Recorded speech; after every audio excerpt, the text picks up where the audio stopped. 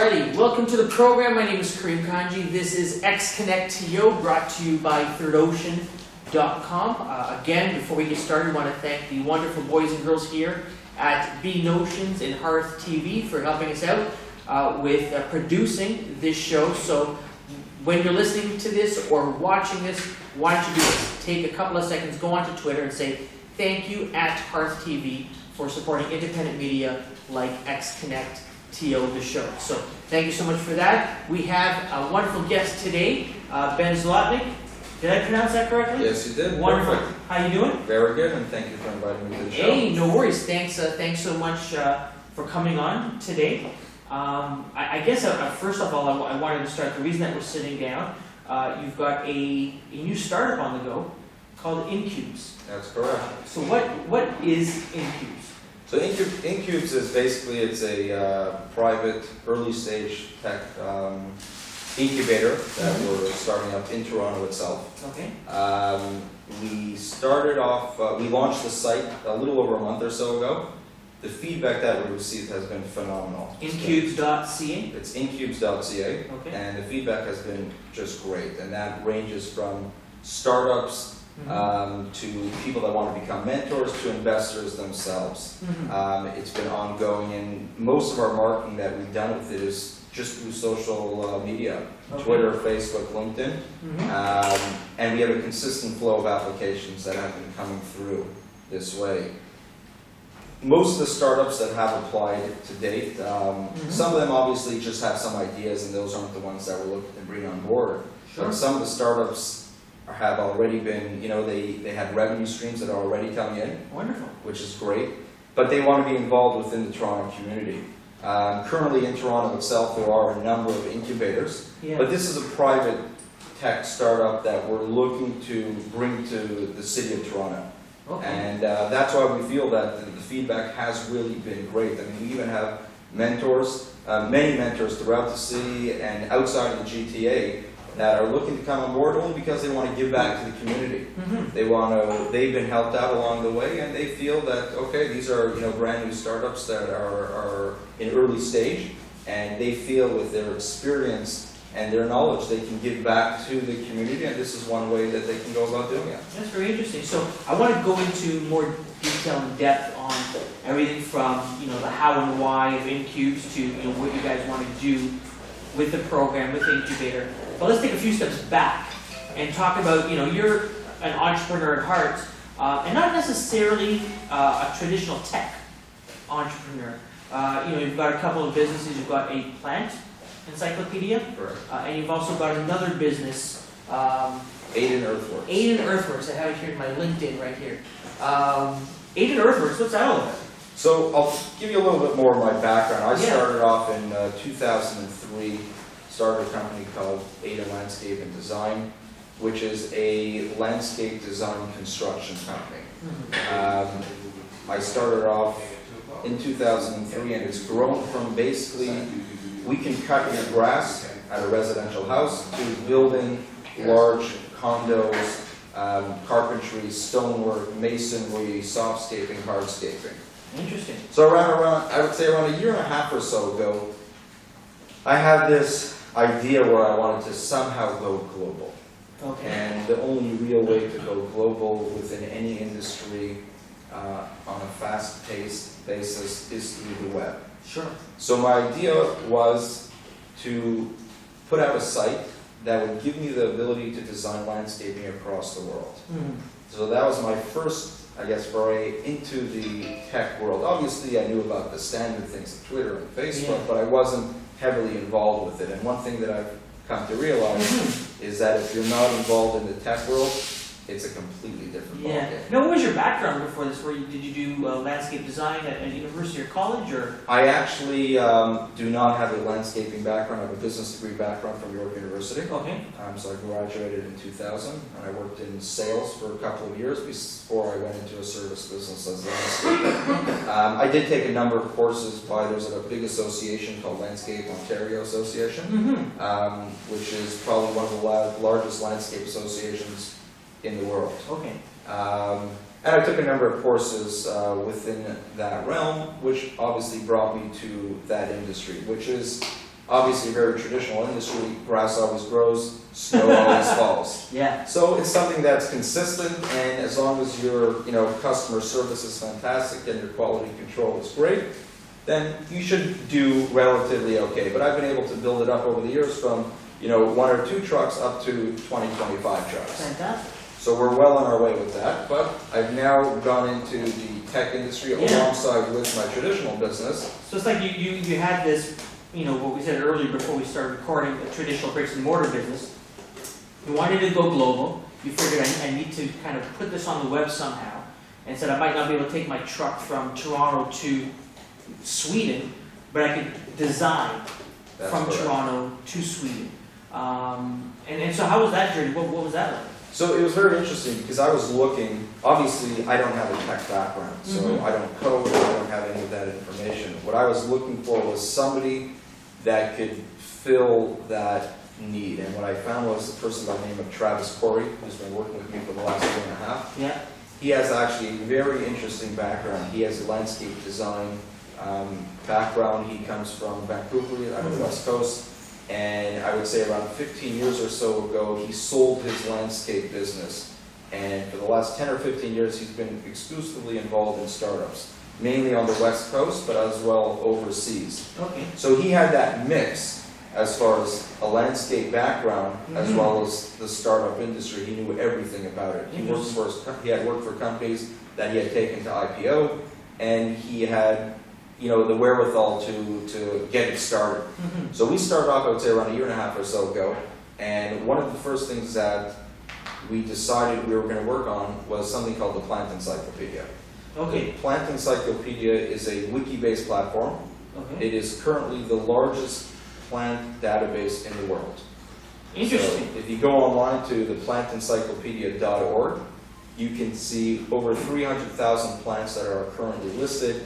It gives you all the information as far as where it grows, how it grows, and the different zones that it can grow in, as well as many pictures along with it.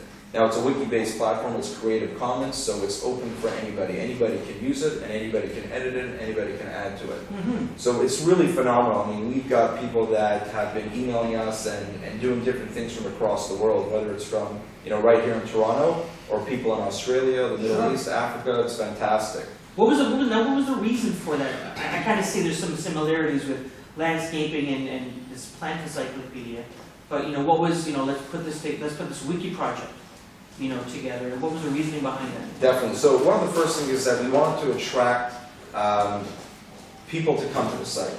Right. The best way to bring in views is through the world, is through people. Right. There are many horticulturalists out there, botanists, regular people who have the landscape, gardening hobby, and that are very interested in doing something like this. Our end goal is a website called Aid in Earth, and Aid in Earth, which is still in the process of being made, is going to give us the ability to design those landscape across the world. What we'll then be doing is that we'll be integrating the Plant Encyclopedia along with Aid in Earth. So, for example, we'll have designers that are located across the world. They will then pinpoint the different plant material that that specific customer might want, and it will be integrated between the Plant Encyclopedia with Aid in Earth. Yeah. And they'll be given a PDF file, and everything will be, over email, Skype, everything along those lines. So if somebody is in Chile, they'd be able to go into this plant encyclopedia and see what plants are native to Chile, and maybe I want to focus on that rather than importing it. And all the info is right there. It will be It's just right a there. click of a button, and they're all there. The Plant Encyclopedia itself is a non-revenue base. Absolutely, yeah. It's non-for-profit. We're not looking for anything. It's taken us No ads on the site? no ads on the site. Okay. It's actually somewhat obviously similar to Wikipedia, Sure. but it is more information-based, pictures. You'll see exactly what the plant that you're looking for is what you're What's your looking traffic? I'm for. just curious, what's your traffic like on that? Our traffic right now is probably, we've been up at on beta stage probably for the last couple of months. We just passed 1 million views. It's amazing. So it's gaining traction on a monthly basis. We're probably still a little, maybe a month or two away from 1.0. Yeah.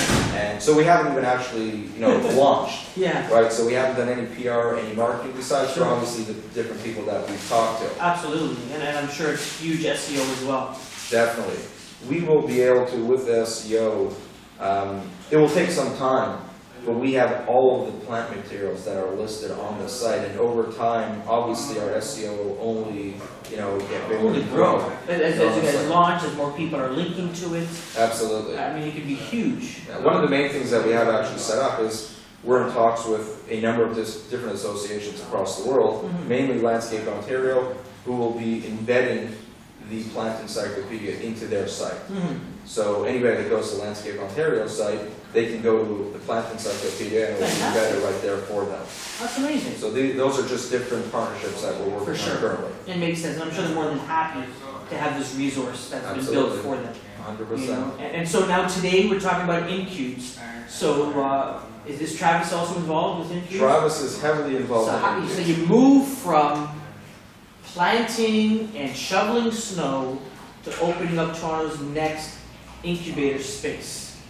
I can see the relationship, but maybe someone else can't see that. Why don't you talk about it? Right, so my wife's ready to kill me because my brain doesn't really stop. And my brother's a lawyer, so I always have to bounce things off him to make sure that I'm not getting in any trouble. Sure. And my BlackBerry and my iPhone, I carry both of them, so they don't really stop either. But, it's part of what an entrepreneur does. An entrepreneur tries to get involved in as many things as possible, but keep doing the things that he does well, with quality control and proper, obviously, customer service. So one of the things that I saw that potentially Toronto didn't have was a private incubator. Something where we can take a startup, incubate it for 3 months, and then at the end of the 3 months, bring in investors, angel investors, venture capitalists that will come to a demo day that these potentially successful startups will present to them. There was no real specific connection, but one of the things that I did see while, putting together the plant encyclopedia in Aiden Earth is that the resources are somewhat difficult to come by. You can spend all day just trying to track down the proper resources in order to get you the right connections, the right people. By putting together an incubator, you're going to have 10 or 12 startups that will create an environment that will be phenomenal for each other.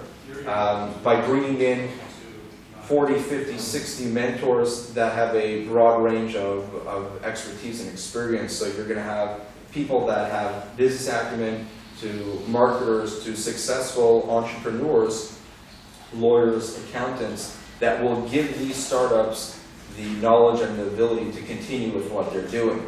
So I felt, at least, as well as Travis, that there was some sort of void within Toronto that was missing, and we're trying to obviously complement that by putting together incubes. Yeah. So what would you say to someone who says, well, there's the Ryerson Digital Media Zone, Extreme Ventures has an incubation space, and then you've got these other co-working spaces, like Camaraderie and the Work Republic and Network Orange through ING.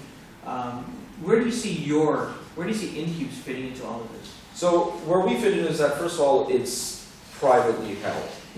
Our end game is to make sure, or try our best, that these startups are ready to meet with investors with their demo at the end of those 3 months.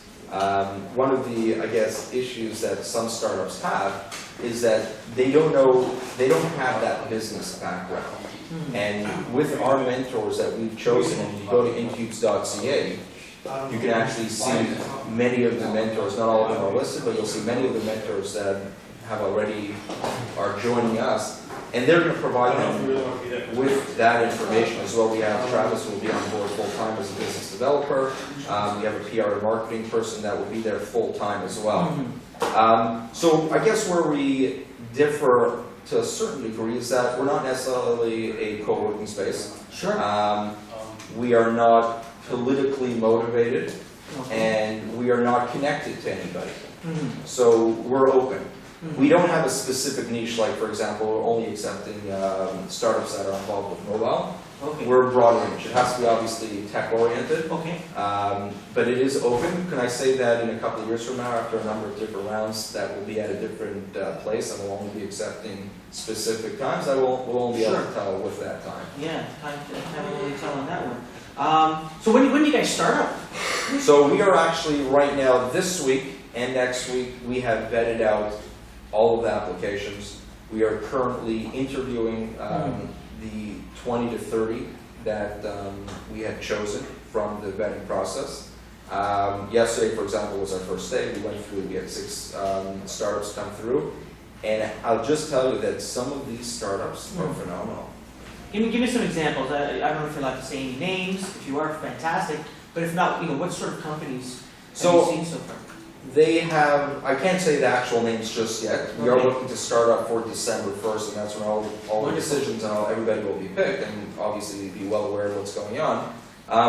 But I will tell you like this, a lot of them are, or some of them are service-oriented businesses that have now been taken to the web itself, and that everything can be done through the web. Obviously, they're all social network involved to a certain degree. A lot of them are new products that are out there that have not been done before, but they're traditional based. So it's not something like, what? Like, I don't really understand what's going on. You'll understand what's going on these startups. They're now just done through the web. Interesting. So there are some great stuff. And then obviously there are a number of startups that have a specific type of app. Game or video oriented. So there's a wide range. We're trying to obviously pick the startups for our first round that will have that will be able to create a great environment for all of the different startups. Nice. Now you mentioned mentors, and if someone were to go to the mentor page on incube.ca, they'll see this ugly mug. So tell me, I was very curious. First of all, I was very flattered that I was asked to be a mentor. But number 2, so what am I going to be doing? I got you. So first of all, the mentors themselves were all more or less handpicked. Yeah. We wanted to pick a range of, like I mentioned beforehand, people that have been involved with startups, marketing, social networking, and then obviously people that have actually been within the business world. What the mentors will be doing is that hopefully they'll be coming in throughout the 3-month period on a pre-scheduled time. They will either be speaking to the group for 10, 15, 20 minutes, answering, question and answers on specific things, giving back feedback to the questions that are asked. There are other mentors that are going to be coming in that will actually meet with each of the individual startups or whichever ones that we decide on to set that up with, and giving back different feedback to them as far as, if you guys are doing it this way, why don't you look at doing it this way? Or, here's a program that you guys can really use that will fit fantastic with your model. So it's really bringing somebody that's got experience to somebody that is starting up within the startup industry and just needs that mentorship to really take them to the next level. Interesting. And angels as well, and investors. Have you guys connected with anyone? Are you building a database or a community that will know what's going on at Incubes? How's that working out? Definitely. So it's interesting because one of the things that we didn't think would come our way easily were investors. Sure. And we've had a lot of applications that have come through the site of angel investors, VCs, that are very interested in knowing what is going on with Incubes and how could they be involved. There are a few that we've put up as mentors that are local investors that want to be involved, within that 3-month period. But we are building a database. We've been in touch with probably close to 50 investors, and that ranges from individuals to angels to VCs, and that's across North America. So it's not only Canadian-based investors, it's also US-based investors. We actually have a few that we've been in touch with from overseas. Obviously, their main thing right now is they want to see who these startups are, because they're not going to put their money where they don't know where it's going to go. But we have set up a program where we will be in constant contact with them through our email system and task management, where we will be updating them on a bi-weekly basis as far as, here are our startups, this is what's going on, would you guys even like to come in and meet with them and give them back some information, or would you be interested in potentially investing? Yeah, that's fantastic. That sounds like a great setup that you guys have and are building towards. A year from now, where do you want Incubes to be? What do you want it to be known for? Well, we want to continue growing to have different rounds throughout the season, throughout the year. So, for example, the process is a 3-month incubation. So you start off first, second, third month. Obviously, the last month will be very geared toward that demo, that pitch. Mhm. The goal is to have 3 rounds per year. Okay. Will it change over time? Most probably. Nothing within the startup world stays the same. I mean, you can be doing one thing this week and then next week, you know, the PR and the marketing worlds get started and everything that you thought was going to happen completely changes. I understand, fantastic. Well, listen, Ben, thank you so much for coming in today and talking a little bit about your journey, as well as what we can look forward to with Incubes at incubes.ca. If somebody wanted to, I guess, email you and say, hey, I've got this company that's going on, or I'd like to be a mentor, how can they get in touch with you? What's the easiest way? The easiest way, actually, if you want to see, if you want to be involved with Incubes itself, is to go to the site, incubes.ca. There's an application form there, and you can fill it out, and you can apply to be a startup, a mentor, or an investor. Otherwise, you can always email me directly. I've got a BlackBerry and an iPhone on me at all times. Please stay away from 2 a.m., but before 2 a.m. and after 2 a.m. I'm usually pretty good. I can be reached at ben@AdenEarthworks.com. That's ADEN? ADENEarthworks.com. Fantastic. Thanks so much, Aiden. Thanks again for the invitation. Ben. Thanks again Ben for the from invitation. Aiden. Fantastic. Thanks so much for watching. We'll talk to you guys next week.